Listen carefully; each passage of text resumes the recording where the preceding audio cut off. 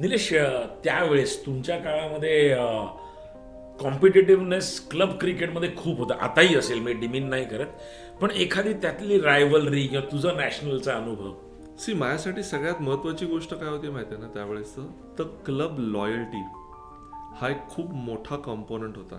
Okay. की identity प्लेयर्सची ना बऱ्याचदा त्या क्लबशी निगडीत असायची. आणि असं नाही की म्हणजे ते फक्त मुंबईला किंवा इंडियाला खेळलेत, ते बरेचसे लोक फक्त क्लब क्रिकेट पण खेळले, पण त्यांची क्लबची लॉयल्टी राईट अप देअर होती.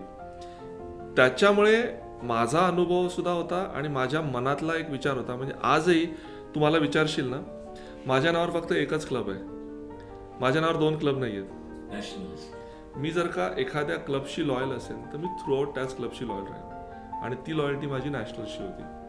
कारण नॅशनलनी मी कोणी नसताना माझ्यावर विश्वास दाखवून मला टीममध्ये घेतलं होतं. संडेच्या दिवशी सकाळी ट्रेन पकडताना सगळे गांगाली खेळताना दिसायचे. करेक्ट. हे एक सगळ्यात मोठा USP होता आणि ती मेमरी विसरूच शकत नाही. बरोबर आहे. कारण त्याच्यामुळे जे घडलो, जे झडलो, जे झगडलो आणि आज उभा राहिलो, याला लार्ज क्रेडिट क्लब क्रिकेटचं आहे.